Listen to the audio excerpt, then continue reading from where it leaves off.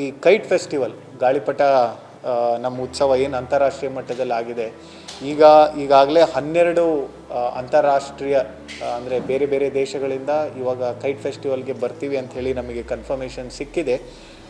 ಇದು 17 ಮತ್ತು 18 ಜನವರಿ ತಣ್ಣೀರ್ಬಾವಿ ಬೀಚಲ್ಲೇ ತಣ್ಣೀರ್ಬಾವಿ ಕಡಲ ತೀರದಲ್ಲಿ 17 ಮತ್ತು 18ನೇ ಜನವರಿ ದಿನಗಳಲ್ಲಿ ಇದನ್ನು ನಾವು ಹಮ್ಮಿಕೊಂಡಿದ್ದೀವಿ.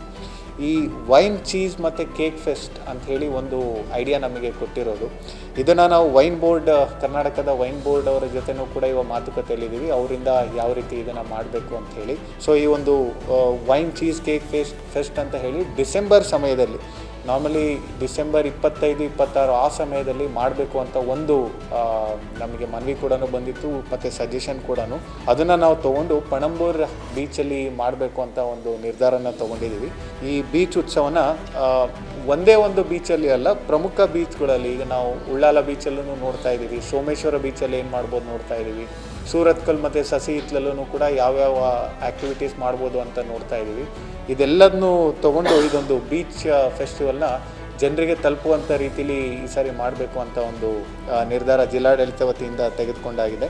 ನಮ್ಮ ಈ ಚಿತ್ರಶಿಲ್ಪ ನೃತ್ಯ ಮೇಳ ಅಂಥೇಳಿ ಕಲಾಪರ್ವ ಏನು ಆಯೋಜನೆ ಯಾವಾಗಲೂ ಮಾಡ್ತಾ ಇರ್ತಾರೆ ಕದ್ರಿ ಪಾರ್ಕ್ ರೋಡಲ್ಲಿ, ಅದು ದಿನಾಂಕ 9/1/2026ರಿಂದ 11/1/2026, ಆಲ್ಮೋಸ್ಟ್ 3 ದಿನ ಪ್ರತಿ ವರ್ಷದಂತೆ ಈ ಸರಿನೂ ಕೂಡ ಅಲ್ಲಿ ಹಮ್ಮಿಕೊಳ್ಳೋದಕ್ಕೆ ನಾವು ಇಷ್ಟಪಡ್ತಾ ಇದ್ದೀವಿ. ಅದೇ ರೀತಿ ಕದ್ರಿ ಪಾರ್ಕಲ್ಲಿ ಫಲಪುಷ್ಪ ಪ್ರದರ್ಶನವೂ ಕೂಡ ಜನವರಿ 26 ಸಮಯದಲ್ಲಿ ನಾವು ರಿಪಬ್ಲಿಕ್ ಡೇ ಸಮಯದಲ್ಲಿ ಗಣರಾಜ್ಯೋತ್ಸವದ ದಿನಾಂಕದ ಸುತ್ತಮುತ್ತ ಇದರಲ್ಲಿ ಮಾಡ್ತೀವಿ. 1 ದಿನ ಅಂತ ಇವಾಗ ನಿಗದಿ ಆಗಿದೆ, ಬಟ್ ಅದು 3ರಿಂದ 4 ದಿನ ನಾವು ಎಕ್ಸ್ಟೆಂಡ್ ಮಾಡ್ತೀವಿ. ಅದು ಯಾವ ದಿನಗಳು ಬರುತ್ತೆ ಅಂಥೇಳಿ ನಮ್ಮ ಡಿ ಹಾರ್ಟಿಕಲ್ಚರ್ ಅವರು ಅದ್ರ ಬಗ್ಗೆ ಒಂದು ಯೋಚನೆ ಮಾಡಿ ಅದನ್ನು ಒಂದು ನಿರ್ಧಾರ ತೊಗೊತಾರೆ. ಮತ್ತು ಕ್ರೀಡೆಗೆ ಸಂಬಂಧಪಟ್ಟಂಗೆ ತಮಗಾಗಲೇ ಗೊತ್ತು, ಇವಾಗ ತಪಸ್ಯ ಫೌಂಡೇಶನಿಂದ ಪ್ರತಿ ವರ್ಷ ಈ ಟ್ರಯಾಥ್ಲಾನ್ ಈ ರೀತಿ ಎಲ್ಲ ಮಾಡಿಕೊಂಡು ಬಂದಿದ್ದಾರೆ. ಅದನ್ನು ಕೂಡ ನಮ್ಮ ಈ ಒಂದು ಕರಾವಳಿ ಉತ್ಸವದ ಭಾಗವಾಗಿಯೇ ತಗೊಂಡು 9/1/2026ರಿಂದ 11/1/2026 ತನಕ ಈ 3 ದಿನ 9, 10, 11 ಜನವರಿ ಈ ಒಂದು ತಣ್ಣೀರ್ಬಾವಿ ಬೀಚಲ್ಲಿ ಟ್ರಯಾಥ್ಲಾನ್ನ ನಾವು ಹಮ್ಮಿಕೊಂಡಿದ್ದೀವಿ. ದಕ್ಷಿಣ ಕನ್ನಡ ಜಿಲ್ಲಾಡಳಿತ, ಜಿಲ್ಲಾ ಪಂಚಾಯತ್, ಸ್ಥಳೀಯ ಸಂಘ ಸಂಸ್ಥೆಗಳ ಸಹಯೋಗದೊಂದಿಗೆ ಸಾಂಸ್ಕೃತಿಕ, ಕ್ರೀಡಾ ಮತ್ತು ಮನರಂಜನಾ ಚಟುವಟಿಕೆಗಳ ಸಮಾಗಮವಾದ ನಮ್ಮ ಕರಾವಳಿ ಉತ್ಸವ 2025-26 ಇದನ್ನು ಆಯೋಜಿಸಲು ಇವಾಗ ನಾವೆಲ್ಲ ಸಜ್ಜಾಗಿದ್ದೀವಿ. ತಮ್ಮೆಲ್ಲರಿಗೂ ಗೊತ್ತಿರೋ ಹಾಗೆ ಕಳೆದ ಆಲ್ಮೋಸ್ಟ್ 3 ತಿಂಗಳಿಂದ ನಾವು ಈ ಒಂದು ಉತ್ಸವದ ಬಗ್ಗೆ ಯಾವ್ಯಾವ ರೀತಿ ಕ್ರಮ ಕೈಗೊಳ್ಳಬೇಕು ಅಂತ ಭಾಳಷ್ಟು ಒಂದು ನಮ್ಮ ಹಂತದಲ್ಲೇ ಸಭೆಗಳಾಗಿದೆ. ಕೆಲವೊಂದು ಸಾಂಸ್ಕೃತಿಕ ಚಟುವಟಿಕೆಗಳನ್ನ ಆಯೋಜಿಸಿರುವಂಥ ನಮ್ಮ ಕೆಲವರ ಆಸಕ್ತರ ಜೊತೆ ಆಗಿದೆ, ನಮ್ಮ ಅಧಿಕಾರಿಗಳ ಜೊತೆ ಆಗಿದೆ, ಮತ್ತು ಭಾಳಷ್ಟು ಬೇರೆ ಬೇರೆ ಜಿಲ್ಲೆಯಲ್ಲಿ ಯಾವ ರೀತಿ ನಡೆದಿದೆ ಅನ್ನೋದ್ರ ಬಗ್ಗೆನೂ ಕೂಡ ನಮ್ಮ NGOs ಮತ್ತು ಇಲ್ಲೆಲ್ಲ ಬೋನಾಫೈಡಲ್ಲಿ, ಅಂದರೆ ಯಾವುದೇ ಒಂದು ಆಕ್ಷೇಪಣೆ ಅಥವಾ ಏನೋ ಒಂದು ಇದನ್ನು ತೊಗೊಂಡಲ್ಲೇ ಸ್ವಯಂ ಪ್ರೇರಿತವಾಗಿ ಕೆಲಸ ಮಾಡುವಂಥ ಎಲ್ಲ ಒಂದು ಕರಾವಳಿ ಉತ್ಸವದ ಕುಟುಂಬದ ಒಂದು ಜೊತೆನೂ ಕೂಡ ಭಾಳಷ್ಟು ಸಮಾಲೋಚನೆ ಆಗಿದೆ. ಆ ಒಂದು ಸಮಾಲೋಚನೆ ಮತ್ತು ಎಲ್ಲ ಒಂದು ಸಭೆಗಳ ನಂತರ ನಾವು ನಿರ್ಧಾರ ಮಾಡಿದ್ದು ಒಂದು ಬಹುತೇಕ ಯಾವಾಗಲೂ ನಮಗೆ ಬರ್ತಾ ಇದ್ದಿದ್ದು ಅಂತ ಹೇಳಿದ್ರೆ, ಕರಾವಳಿ ಉತ್ಸವನ 1 ತಿಂಗಳು, 1.5 ತಿಂಗಳು, 2 ತಿಂಗಳು ಮಾಡ್ತೀರಿ, ಬರೀ ವೀಕೆಂಡ್ಸ್ ಮಾತ್ರ ಜನ ಬರ್ತಾರೆ, ನಾರ್ಮಲ್ ಟೈಮಲ್ಲಿ ಸ್ವಲ್ಪ ಜನ ಬರೋದು ಕಡಿಮೆ ಆಗ್ತದೆ, ಇದಕ್ಕೇನಾದರೂ ಮಾಡಬೇಕು ಅಂಥೇಳಿ.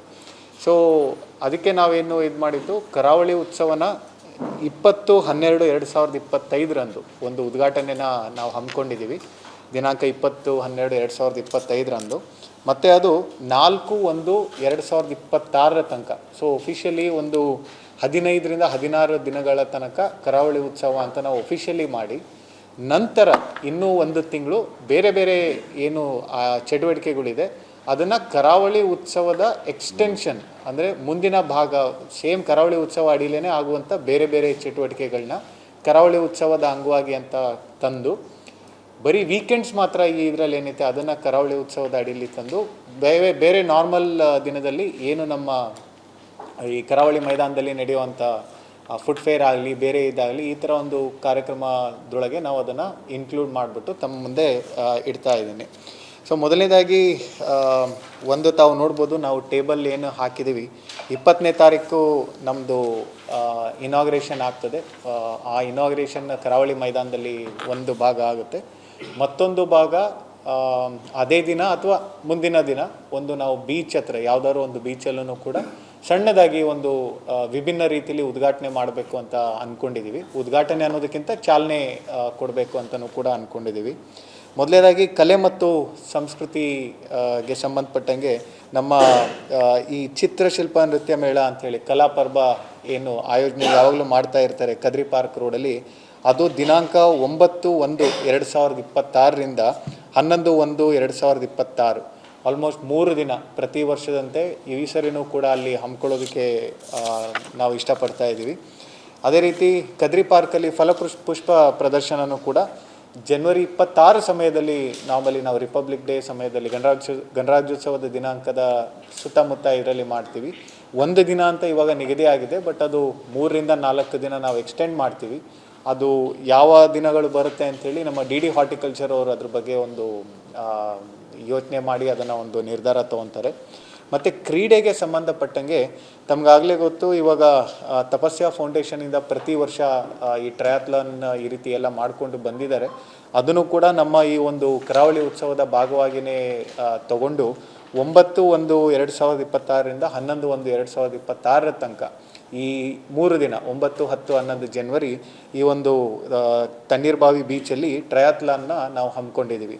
ಜೊತೆಗೆ ಮುಂದುವರೆದು ಈ ಕೈಟ್ ಫೆಸ್ಟಿವಲ್ ಗಾಳಿಪಟ ನಮ್ಮ ಉತ್ಸವ ಏನು ಅಂತಾರಾಷ್ಟ್ರೀಯ ಮಟ್ಟದಲ್ಲಿ ಆಗಿದೆ, ಈಗಾಗಲೇ 12 ಅಂತಾರಾಷ್ಟ್ರೀಯ ಅಂದರೆ ಬೇರೆ ಬೇರೆ ದೇಶಗಳಿಂದ ಇವಾಗ ಕೈಟ್ ಫೆಸ್ಟಿವಲ್ಗೆ ಬರ್ತೀವಿ ಅಂಥೇಳಿ ನಮಗೆ ಕನ್ಫರ್ಮೇಷನ್ ಸಿಕ್ಕಿದೆ. ಇದು 17 ಮತ್ತು 18 ಜನವರಿ ತಣ್ಣೀರ್ಬಾವಿ ಬೀಚಲ್ಲೇ ತಣ್ಣೀರ್ಬಾವಿ ಕಡಲ ತೀರದಲ್ಲಿ 17 ಮತ್ತು 18ನೇ ಜನವರಿ ದಿನಗಳಲ್ಲಿ ಇದನ್ನು ನಾವು ಹಮ್ಮಿಕೊಂಡಿದ್ದೀವಿ. ಜೊತೆಗೆ ಪ್ರತಿ ವರ್ಷದಂತೆ ಬೀಚ್ ಫೆಸ್ಟಿವಲ್ ಬೀಚ್ ಉತ್ಸವನೂ ಕೂಡ 23ರಿಂದ 25 ಅಂದರೆ 23, 24, 25 ಜನವರಿ ಈ ಬೀಚ್ ಉತ್ಸವನ ಒಂದೇ ಒಂದು ಬೀಚಲ್ಲಿ ಅಲ್ಲ, ಪ್ರಮುಖ ಬೀಚ್ಗಳಲ್ಲಿ ಈಗ ನಾವು ಉಳ್ಳಾಲ ಬೀಚಲ್ಲೂ ನೋಡ್ತಾ ಇದ್ದೀವಿ, ಸೋಮೇಶ್ವರ ಬೀಚಲ್ಲಿ ಏನು ಮಾಡ್ಬೋದು ನೋಡ್ತಾ ಇದ್ದೀವಿ, ಸೂರತ್ಕಲ್ ಮತ್ತು ಸಸಿ ಹಿತ್ಲಲ್ಲೂ ಕೂಡ ಯಾವ್ಯಾವ ಆ್ಯಕ್ಟಿವಿಟೀಸ್ ಮಾಡ್ಬೋದು ಅಂತ ನೋಡ್ತಾ ಇದ್ದೀವಿ. ಇದೆಲ್ಲದನ್ನೂ ತೊಗೊಂಡು ಇದೊಂದು ಬೀಚ್ ಫೆಸ್ಟಿವಲ್ನ ಜನರಿಗೆ ತಲುಪುವಂಥ ರೀತಿಲಿ ಈ ಸಾರಿ ಮಾಡಬೇಕು ಅಂತ ಒಂದು ನಿರ್ಧಾರ ಜಿಲ್ಲಾಡಳಿತ ವತಿಯಿಂದ ತೆಗೆದುಕೊಂಡಾಗಿದೆ.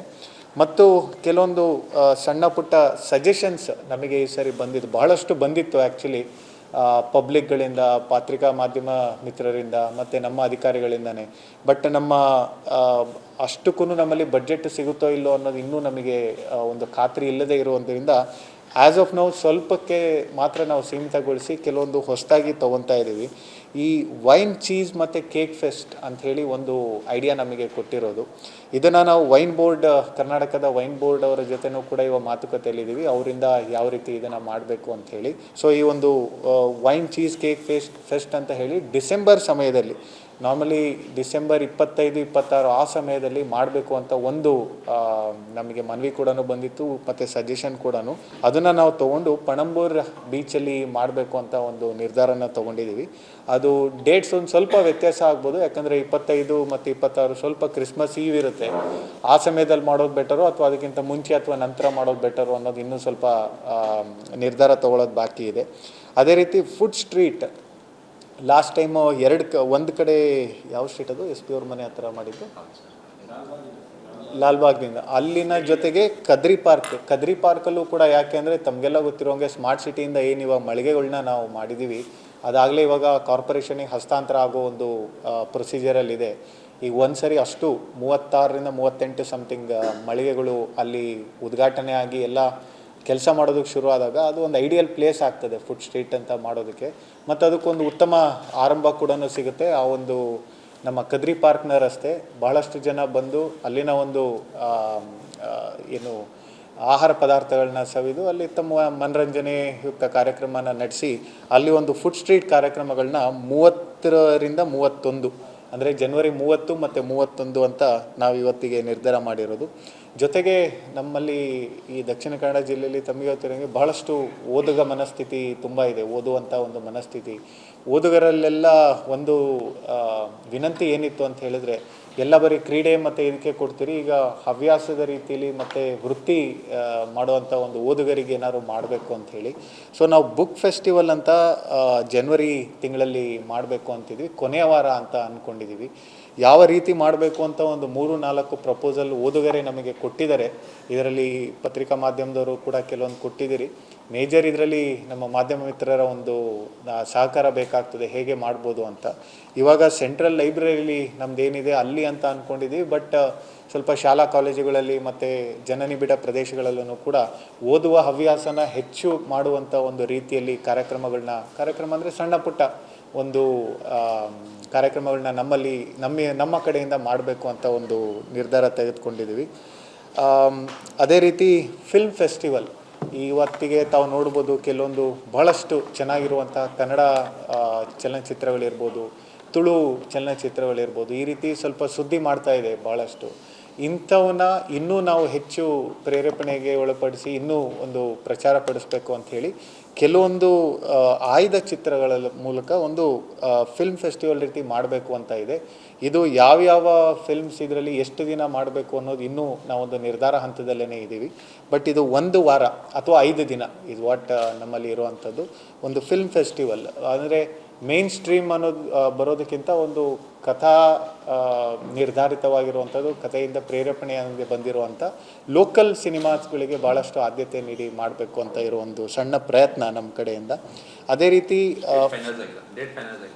ಡೇಟ್ ಜನವರಿ ಅಂತ ಆಗಿದೆ. ಯಾವಾಗ ಅಂತ ಸ್ವಲ್ಪ ಜನ ಒಪ್ಕೊಂಡಿದ್ದಾರೆ.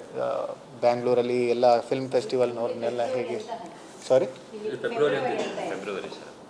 ಫೆಬ್ರವರಿ ಇದರಲ್ಲಿ, ಅದೇ ಜನವರಿ ಎಂಡ್ ಫೆಬ್ರವರಿ ಟೈಮಲ್ಲಿ ಇದು ಅಂದ್ಕೊಂಡಿರೋದು. ಯಾಕಂದರೆ ಬೀಚ್ ಫೆಸ್ಟಿವಲ್ ಅದೇ ಸಮಯದಲ್ಲಿ ಬರುತ್ತೆ.